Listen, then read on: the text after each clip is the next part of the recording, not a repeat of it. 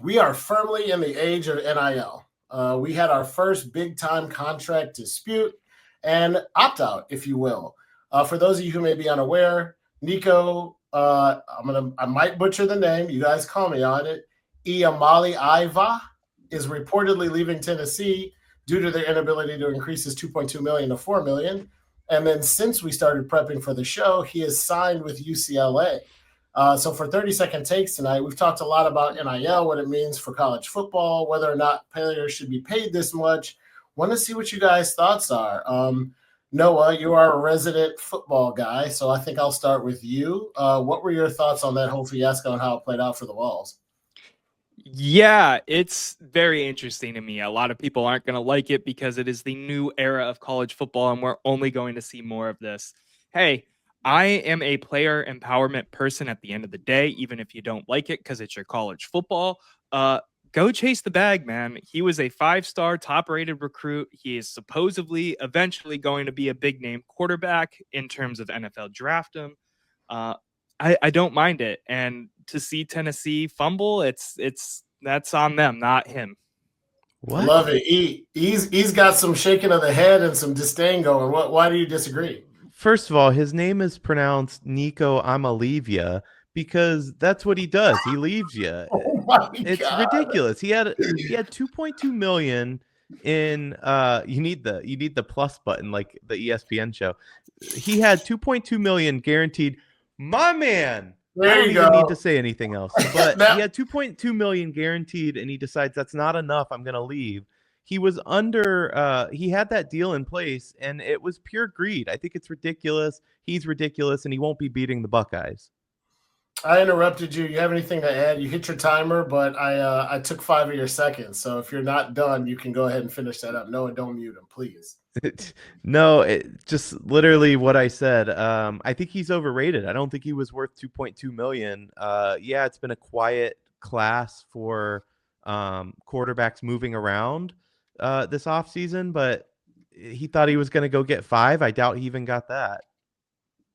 That's fair. I Noah, you can throw my 30 seconds up. I'm in the middle of both of you, but you're both right. Noah, yeah, get your bag, get all the money you can. This is the United States of America. The NCAA has been making billions off of these kids for years. I have no problem with them saying I can get paid more. At the same time, we don't have a salary cap and we don't know what market value is because this is new.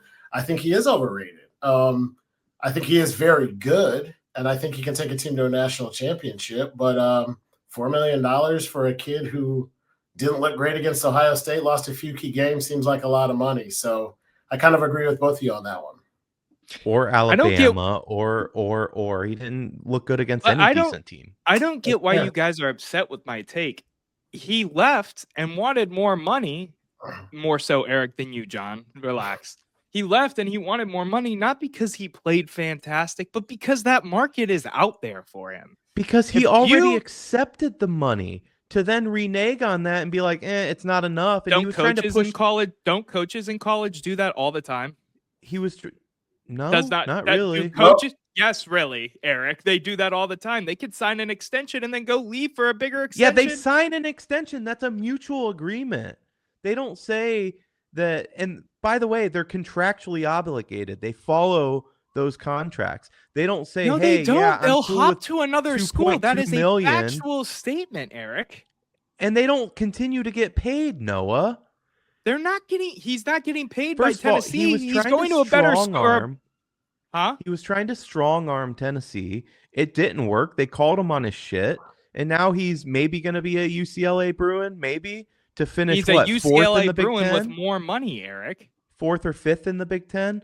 Congratulations. You went from a school that was going to potentially develop you into a decent NFL quarterback. You chased the bag. Enjoy it because you're not going to go number 1 overall in the NFL draft. That's fine. So. Wouldn't you? Let me ask you this.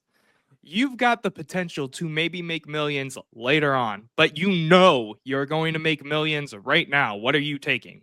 He was already making millions. He's making more at UCLA. What do you not get? Nah, it's lame. This NIL lame era, because you're it's not off used the to rails it. It's already. the same How about thing you as stop talking over people? You always call John out on it. This NIL you do the same era thing, brother. is ruining college football. So you're you guys last week, the last time we sat down and had a show, got mad at me for being on the fence about a torpedo bet because we're stuck in my ways. And now Erik, who is one of the main proponents of people who got mad at me for that, is sitting here on the show because he's mad about a kid going to chase the bag. First of all, let me just say that I was never mad about your take on the torpedo bat. I disagreed with it. Second of all, I'm not mad at the kid either. I just think that, like I said, NIL, it's not that I don't think these kids should be paid, but it's now become, minor league football. And that's not the intention of what NIL was supposed to be. They're supposed to be making money off of their name, image, and likeness because the universities were, and they weren't seeing a cent of it. Now it's just become free agency. And as a Buckeye fan, I'm okay with it because we went and bought a natty. That's fine. But these kids they have too much power, too young, and they're not being developed properly because of it. So go ahead, Noah. Go ahead, John. No, we've been going for a minute. I want to let you. We can take a deep breath. You go ahead, brother. I like hosting because I talk, and I can listen when I host because I get my little things in when I'm going. This is an excellent debate. I think you both bring up really good points. Erik, for the purists, do you think that the money is ruining college football? There's a lot of people who agree with you. Do you think 18, 19, 20-year-old kids have too much power? Maybe so. But on Noah's side, I would never fault a man or woman who ever said, I'm going to get as much money and get what I can get for my stuff. I agree. And the thing that I would say is, I think to say somebody is overpaid, it happens, but rarely. Markets develop for a reason. They take hundreds of years in some cases to do so. And the market can only bear what it can bear. And there is money out there to pay this kid. So to say he is overrated, I think is a fair take. To say anybody is overpaid, it's pretty rare given the money that they drive for the organization. I would argue that this quarterback, wherever he goes, is going to bring in hundreds of millions of dollars to the program. And he's debating whether or not he's going to get 2 or 4. So I don't think he's overpaid. That's a take. He's a 5-star recruit. Like, he's projected to be a good player. Just because he had one bad year and lost to Ohio State does not mean he's a bad quarterback. I didn't say he's a bad quarterback. I said he's going to finish 4th in the Big Ten at best. Now, to be honest, he was going to finish 4th in the SEC kind of at best at Tennessee. So you're trading one conference for another in a similar position, but you get more money at UCLA. To me, it's apples to apples. And I think the Big Ten has better talent at the very top, but I think the SEC is fuller throughout. Just for clarity there, I think the Ohio States and the Penn States right now today are probably better than the Alabamas and the Ole Misses of the SEC. But if you look at every single team in the conference, 3 through 14 in the SEC are going to be a lot better than 3 through 14 in the Big Ten. Are you forgetting that we have Oregon, USC? That's a wild take too. I don't think it's wild in a conference with Alabama, Auburn, Georgia, Florida, Ole Miss, Tennessee to say that they got a lot. I mean, would you rather play? Named a bunch of scrubs, but go on. Alabama, Georgia, Ole Miss, a bunch of scrubs. That's the wild. Auburn. You are planting your flag on a hill that I just think isn't your You guys always want feisty. I'm giving you feisty. No, listen. I love feisty. The I love sticky yelling. Point for me is that he had an agreement in place. He had agreed to that money, and then he decided it wasn't enough and he wanted more. That's just, I don't like that. He's a merchant at that point. He's a mercenary, and I'm glad that the Buckeyes didn't entertain him because I would have been disappointed. So I think do that all the time. They do, and I was going to call out. I don't want to use too strong a language, but it feels hypocritical. Because I think if the competitor of your current employer offered you double your salary of what you're making now to do the exact same job, whatever agreement you had in place would go up in smoke as well. I'm not under contract. And because he's under contract, that changes the whole dynamic of everything just because he signed his name on something and said he was going to do something. Brian Kelly was under contract with Notre Dame. Lincoln Riley was under contract with Oklahoma. They both jumped. Those are two big names in recent And the agreements right in their contracts allowed them to do so. I guess what I don't like about this, let me talk for a second, Noah. I guess what I'm I just don't like about this, if you're an NFL player that's making money under a contract that you agreed to, you have a couple options. You can demand a trade, you could sit out and not be paid, but you can't just jump to another team. If we're going to have essentially free agency in college, maybe there needs to be more restrictions, because the ability to just jump around and potentially ruin a team. I mean, we're not that far out from the season, and now Tennessee scrambling to figure out what they're doing at quarterback. That sucks for the program. I don't know. It's not working for me. Now that I agree with, that I can get behind, but being upset with Nico, the player, for chasing the bag because the cards he were dealt was the perfect hand and he can go and do that right now.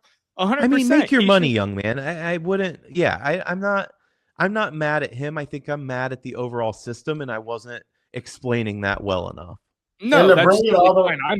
I'm on your side now. I agree with that there needs to be more regulations. If this is gonna just be minor league football and we should just call a spade because that's what it is at this point. I'm all for it. We need more regulations. We need more GMs. I think it's like the director of football operations or whatever is the title they're giving some of these guys at this point. I agree with that wholeheartedly.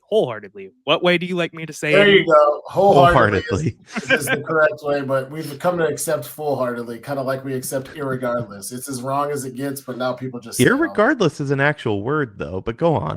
well, it's a word. It's just not properly used. People mean irrespective. Anyway, I'm going to bring it home for us on this topic by disagreeing with both of you on your final takes.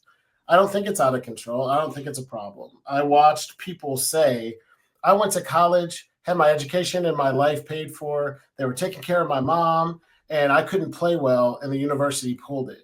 And if the university can pull the rug out from under a kid like that, I think the kid has the right to do the same thing in reverse. If he says, I'm really good and I can get a bag of money and you don't want to pay me the money, him being able to leave without restriction, I don't have a problem with, because the NCAA has held student athletes hostage by their contracts and their scholarships and what they can and can't accept for over 100 years. And seeing someone of the talent of this kid say, pay me more or I'm out, doesn't feel great for NCAA football, but it does feel great for the empowerment of the athletes who drive the entire system.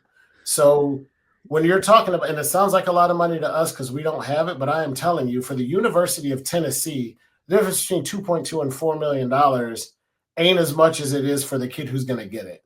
So I don't have a problem with him bailing. You're right in one sense. It is and has been for a very long time lopsided. But the universities should have the same restrictions. You shouldn't be able to pull scholarships, etc. So I think it should go both ways. And I mean, Tennessee made a decision at the end of the day that I do agree with, because if you say, okay, the 2.2 wasn't enough, we'll give you 4, that sets a slippery slope precedent for every single player that you're paying to hold you hostage. And you can't do that. There's no way. Correct. At a very micro level, eggs are really expensive. And if you're used to eating omelets, you either pay for eggs or you switch to toast and bacon. That's the option. He named his price. It was expensive. They said they didn't want to pay it. It worked out for everybody. And if Tennessee sucks next year, pay the extra $1.8 million and keep your guy. And next time on Cooking with John. Bam! Emeril Lagasse. No one's going to tell me I'm old for even knowing who Emeril is. But